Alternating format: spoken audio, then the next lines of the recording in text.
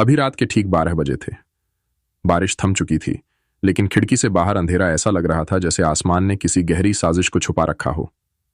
निशा ने घड़ी की ओर देखा और महसूस किया कि कमरे में कुछ बदल चुका है। उसकी अपनी परछाई अचानक उससे अलग होकर दीवार पर रेंगने लगी। निशा एक छोटे से गांव में रहने वाली लड़की थी। गांव के लोग उसकी मां को तांत्रिक कहते थे, क्योंकि वो जड़ी बूटियों और तंत्र मंत्र का इस्तेमाल करके लोगों की समस्याएं सुलझाती थीं। निशा को ये सब कभी पसंद नहीं आया। वो हमेशा सोचती थी कि ये सब अंधविश्वास है, लेकिन उसकी मां के शब्द अक्सर उसके कानों में गूंजते, कुछ रहस्य रहस्य ही रहने चाहिए, उन्हें जानने की कोशिश मत करना। उस रात निशा अपने घर के अकेले कमरे में बैठी थी। उसकी मां गांव के दूसरे कोने में किसी की मदद करने गई थी। बारिश की बूंदों की आवाज खिड़की के शीशों पर थिरक रही थी। अचानक उसे दरवाजे पर किसी के दस्तक देने की आवाज सुनाई दी। इतनी रात को कौन होगा? निशा ने खुद से पूछा। दरवाजा खोलने पर वहां कोई नहीं था, सिर्फ बारिश की ठंडी हवा ने उसके चेहरे को छुआ। उसने इधर उधर देखा, लेकिन कोई दिखाई नहीं दिया। तभी उसकी नजर जमीन पर पड़ी एक लाल रंग की मटमैली पोटली पर गई। उसने पोटली उठाई और अंदर देखा।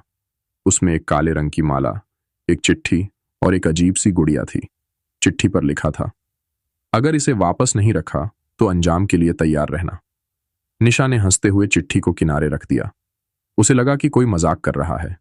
उसने पोटली को दरवाजे के पास रख दिया और वापस अपने कमरे में चली गई। लेकिन जैसे ही उसने कमरे की बत्ती बंद की, उसे महसूस हुआ कि अंधेरे में कोई उसके पास खड़ा है। उसने तेजी से बत्ती जलाई, लेकिन वहां कोई नहीं था।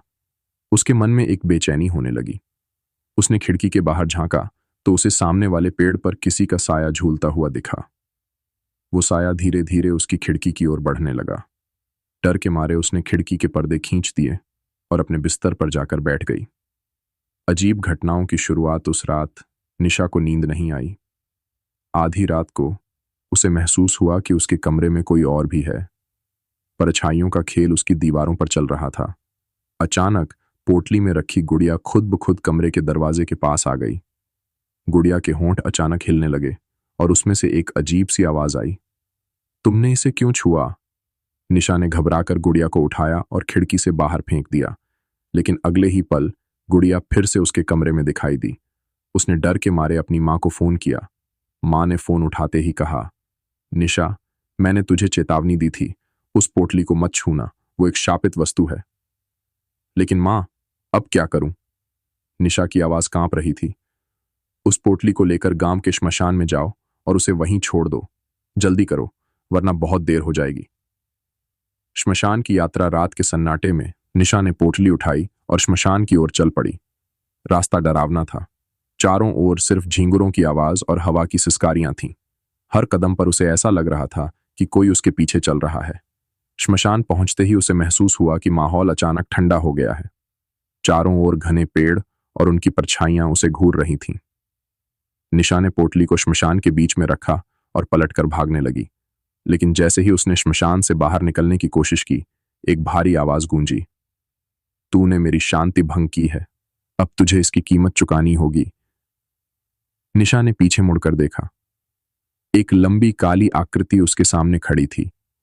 उसकी आंखें जलती हुई अंगारों की तरह चमक रही थीं। अतीत का खुलासा वो आकृति बोलने लगी, इस पोटली का रहस्य जानना चाहती है। ये उस स्त्री की है जिसे तेरी मां ने कभी अपने तंत्र मंत्र से हराया था। उसने मरते वक्त ये श्राप दिया था कि जो भी इस पोटली को छुएगा वो उसकी आत्मा का शिकार बनेगा। निशा को अब समझ में आ रहा था कि उसकी मां क्यों बार बार उसे चेतावनी देती थी, लेकिन अब वो फंस चुकी थी। आकृति धीरे धीरे उसकी ओर बढ़ने लगी। निशा ने अपनी मां द्वारा सिखाए गए कुछ मंत्र याद किए और जोर से चिल्लाकर उनका उच्चारण करने लगी। अचानक वो आकृति चिल्लाई और गायब हो गई। अंतिम लड़ाई घर लौटने के बाद भी निशा का डर खत्म नहीं हुआ। वो जानती थी कि ये आत्मा इतनी आसानी से हार मानने वाली नहीं है। अगले कुछ दिनों तक अजीब घटनाएं जारी रहीं। हर रात उसे ऐसा लगता कि कोई उसे देख रहा है। एक रात जब उसकी मां वापस लौटी, उन्होंने मिलकर उस पोटली को एक विशेष अनुष्ठान के जरिए नष्ट करने की योजना बनाई। अनुष्ठान के दौरान पूरा घर कांपने लगा। दीवारों से अजीब आवाजें आने लगीं। अंत में जैसे ही उन्होंने पोटली को जलाया, एक जोरदार चीख गूंजी और सब कुछ शांत हो गया।